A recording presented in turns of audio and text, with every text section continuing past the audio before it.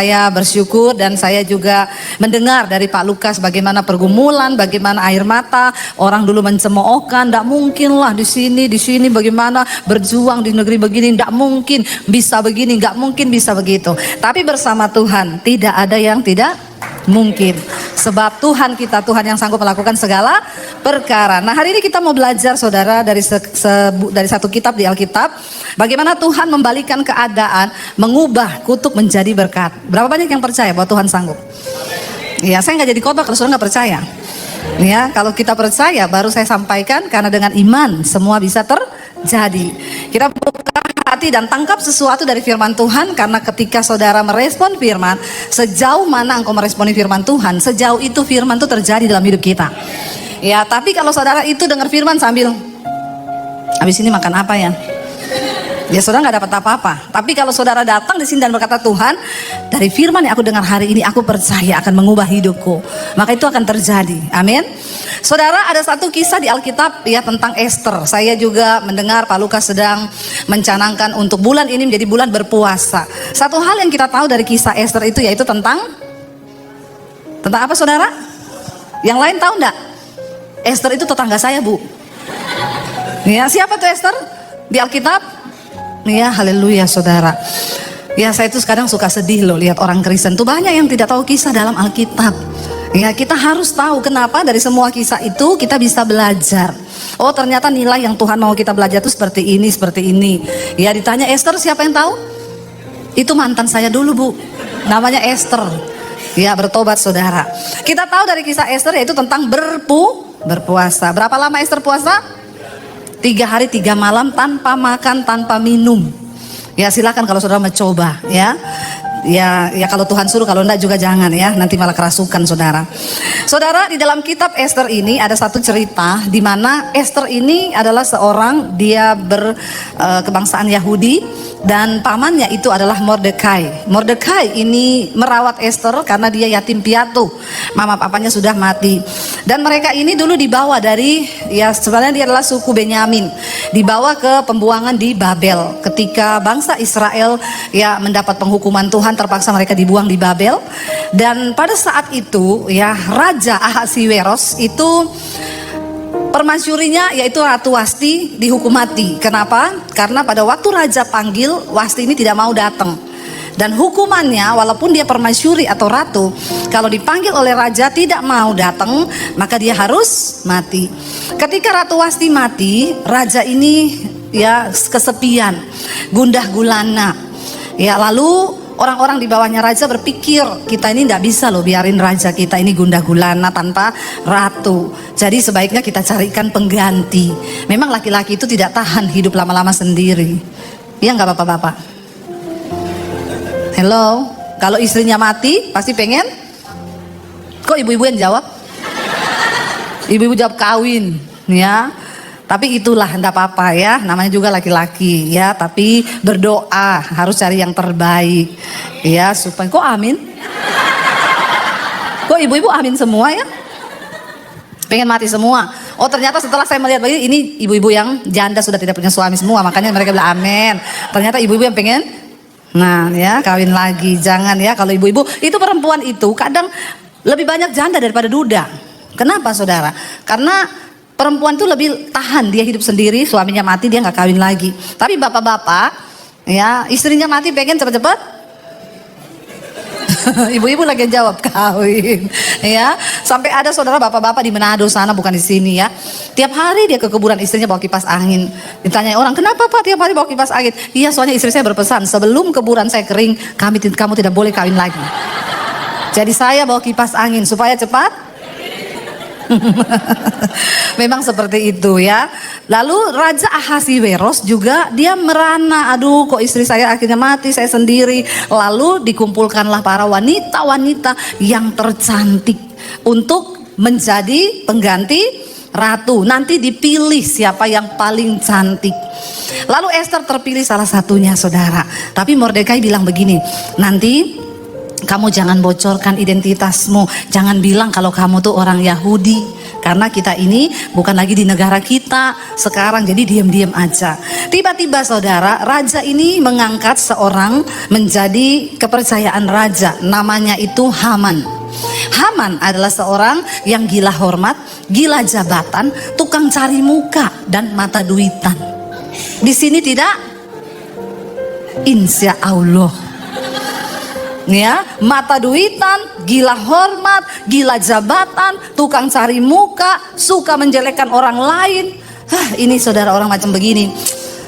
Aduh ya, memang ya kalau dibaptis harus dicelupin selama 15 menit.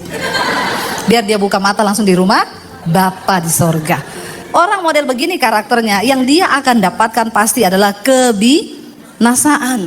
Satu kali ketika raja mengangkat jabatannya dan memberikan dia pangkat yang tinggi, lalu raja berkata, semua harus hormat kepada Haman. Satu kali Haman masuk ke istana raja, semua langsung menunduk dan hormat kepada dia, kecuali Mordekai. Waktu Haman lihat Mordekai tidak tunduk menyembah dia, dia langsung cari tahu siapa dia. Orang kalau gila hormat,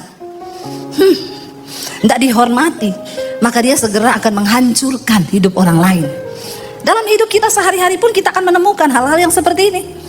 Ya, bisa jadi teman kita nusuk dari belakang. Ya, kalau nusuk itu selalu kalau dari depan itu perang. Ya, tapi namanya pengkhianat itu nusuk dari belakang. Tapi Tuhan akan izinkan itu terjadi karena memang kita ini masih hidup di dunia. Ya. Mau dimanapun, di dunia bisnis, pekerjaan, bahkan di dalam pelayanan pun ya Pak Lukas ya. Ada yang begitu ya Pak? Oh banyak kata Pak Lukas. Pengalaman ya Pak. Kita 11-12 ya Pak. Banyak saudara, mau dimanapun. Setan bekerja justru bukan di tempat-tempat yang ngeri. Saya di Semarang diajak teman pergi ke kuburan. Kuburan suaminya yang sudah lama meninggal. Lalu ada bapak-bapak datang.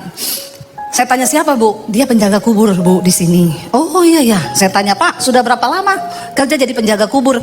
Ya sudah 29 tahun Bu. Bapak ini kerja atau hobi ya? 29 tahun Pak, lama amat ya Pak. Iya Bu. Pak saya mau tanya Pak, 29 tahun Bapak jadi penjaga kubur, Bapak pernah lihat setan dah? Belum pernah tuh Bu, sekalipun belum pernah. Belum. Bapak sering malam-malam ada di kuburan? Sering lah Bu. Dia bilang, tapi saya belum pernah lihat setan. Saya bilang, memang benar setan itu tidak ada di kuburan. Ya, setan adanya di mana? Di gereja katanya ya. Ternyata banyak setan di gereja ya. Oh haleluya ya. Tapi saudara pastikan sebelah kanan kirimu tidak ada setan. Ya, semuanya adalah anak Tuhan, amin. Memang benar setan tidak ada di kuburan. Setan itu bekerja nomor 1 di gereja. Kenapa? Karena dia tidak mau saudara dekat dengan Tuhan. Dia tidak mau saudara karakternya diubahkan. Jadi banyak setan. Ya, dan ketika saya ngobrol-ngobrol, oh iya benar. Ya, jadi saudara, kita akan menemui orang-orang yang seperti Haman ini di sekeliling kita. Yang ingin membunuh karir kita, ingin membunuh pekerjaan kita, ingin membunuh pelayanan kita, ingin membunuh siapapun saudara. Ada orang-orang begini. Ketika dia melihat Haman tidak tunduk kepada dia, kita buka bersama Ester pasal yang ketiga, ayat yang ke-5 sampai ayat yang ke-6. Ester 3 ayat 5 dan ayat yang ke-6 saudara. Firman Tuhan di sana berkata begini. Ketika Haman melihat bahwa apa? Mordekai tidak berlutut dan sujud ya kepadanya, maka apa? Sangat panaslah hati Haman. Cuma karena tidak berlutut, tidak hormat. Hatinya jadi, ini kasihan deh ya. Ngapain saudara? Tapi tanpa kita sadari itu terjadi dalam hidup kita. Kenapa banyak orang mau cerai? Karena engkau berkata, harusnya istriku tuh begini. Harusnya suamiku tuh begini. Harusnya kalau aku pulang tuh dia begini. Lalu kalau tidak terjadi seperti yang kita mau, maka panaslah hati kita. Iya Pak ya. Sebenarnya kita juga punya benih-benih roh dari Haman ini. Yang kepengen dihargai, ya kepengen dihormati, yang kepengen diberbuat begini, yang kepengen dilakukan begini. Lalu kalau tidak terjadi kita marah karena kenyataannya tidak sesuai dengan ekspektasi kita. Haman jadi panas hatinya saudara, cuma gara-gara ya Mordekai tidak tunduk dan tidak hormat. Ini orang gila hormat saudara. Ya nggak perlulah saudara ya, kita ini mau dihormati kayak apa juga ngapain ya. Makanya orang macam begini, gila jabatan, gila hormat ya pasti suka cari muka. Ya padahal sudah punya Lalu jadi bermuka? Ya bermuka dua, muka kok dua, muka satu aja susah rawatnya apalagi dua. Makanya jangan suka cari muka, mari kita sibuk cari muka sama Tuhan. Itu yang paling enak, luar biasa saudara. Ketika kita cari muka sama Tuhan, kita dapat perkenanan Tuhan. Cari muka sama manusia ngapain? Ya nggak perlu saudara. Ketika dia melihat bahwa Mordekai tidak sujud menyembah, panaslah hati Haman. Bapak-bapak, jangan kau suka hatimu panas. Sama istri panas, sama anak panas. Di gereja saja kelihatan luar biasa nyanyi, nyembah, pulang di rumah marah-marah terus. Itu pasti kau ditunggangi roh kuda merah. Apa itu di Alkitab dibilang roh kuda merah itu? Roh pencabut damai sejahtera. Kalau dia datang damai sejahteranya orang hilang. Itu artinya kau punya roh kuda merah ya, kayak Haman ini. Jadi ibu-ibu kalau ada suamimu marah-marah, ngomong saja kau itu punya roh kuda merah. Baca kitab Wahyu. Ya kalau pulang damai sejahteranya hilang. Tetapi dikatakan di sana apa? Haman itu menganggap ya, dia menganggap dirinya terlalu hina untuk membunuh hanya Mordekai saja. Karena orang telah memberitahukan kepadanya kebangsaan Mordekai itu orang Yahudi. Jadi Haman mencari ikhtiar untuk apa? Memusnahkan semua orang Yahudi.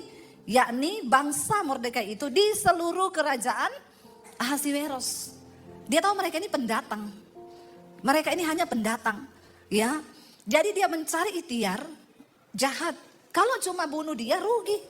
Mumpung saya punya kekuasaan, saya musnahkan satu bangsanya yang tersisa, yang masih ada di kerajaan ini.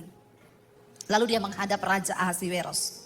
Dia bilang gini, Raja, di kerajaanmu ini ada satu bangsa yang tidak jelas asal usulnya. Dan mereka itu tidak mau tunduk sama aturan raja. Mereka tidak mau tunduk sama hukum.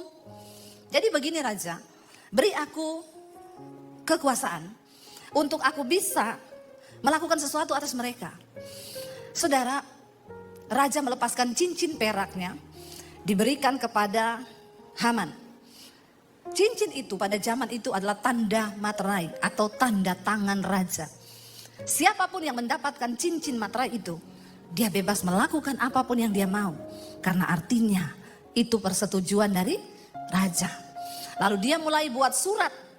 Bersiap-siap semua orang Yahudi yang ada di dalam kerajaan Raja Ahasiweros akan dibunuh semuanya. Harta kekayaannya akan dipersembahkan menjadi milik negara. Lalu ketika Mordekai mendengar hal itu, semua orang Yahudi yang ada pada waktu itu di kerajaannya Ahasiweros, mereka berduka, mereka ketakutan. Coba kita bayangkan kalau itu terjadi pada kita saudara. Tiba-tiba ada satu hukum yang berkata bahwa semua yang bukan warga negara akan dimusnahkan. Bagaimana perasaan kita? Ya kalau kita membaca Alkitab, mari kita merenungkan bahwa coba kalau itu terjadi kepada kita.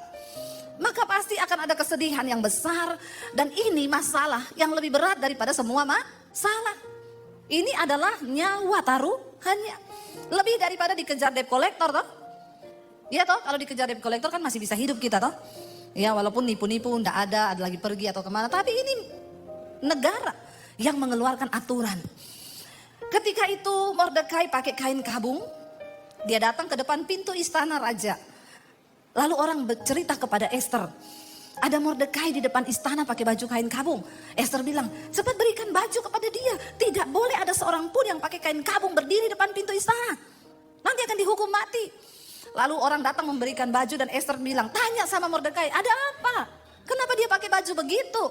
Lalu Mordekai bilang, sampaikan kepada Esther. Ya, bilang kepada Esther. Kita lihat ayat Esther 4 ayat yang ke-6. Ya, Esther menyuruh Hatah untuk pergi menemui Mordekai di depan pintu gerbang istana. Ayat yang ke-6, Esther 4. Lalu keluarlah Hatah mendapatkan Mordekai di lapangan kota di depan pintu gerbang istana raja. Mordekai menceritakan kepadanya segala yang dialaminya serta beberapa banyaknya perak yang dijanjikan oleh Haman akan ditimbang untuk permedaran raja sebagai harga pembinasaan orang Yahudi.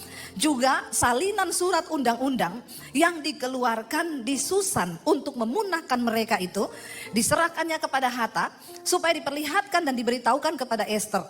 Lagi pula Hatha disuruh menyampaikan pesan kepada Esther supaya pergi menghadap raja untuk memohon karunia-Nya dan untuk membela bangsanya di hadapan baginda. Esther diberitahu, ini loh Kamu nggak tahu ada undang-undang baru yang dibuat oleh Haman. Bangsa kita akan dibinasakan. Bahkan sudah disediakan ya emas untuk orang-orang yang mau membinasakan orang-orang Yahudi yang ada. Lalu Esther menjawab begini saudara. Ya Esther bilang kepada Hathach, sampaikan kepada Mordekai. Esther 4 ayat 11. Esther 4 ayat 11. Semua pegawai raja serta penduduk daerah-daerah kerajaan mengetahui bahwa setiap laki-laki atau perempuan yang menghadap raja di pelataran dalam dengan tidak dipanggil hanya berlaku satu undang-undang, yakni hukuman mati. Hanya orang yang kepadanya raja mengelurkan tongkat emas yang akan tetap hidup. Dan aku selama 30 hari ini tidak dipanggil menghadap raja. Padahal Esther ini istrinya loh, permaisuri, ratu. Tapi 30 hari gak dipanggil-panggil. Makanya saya gak mau jadi ratu.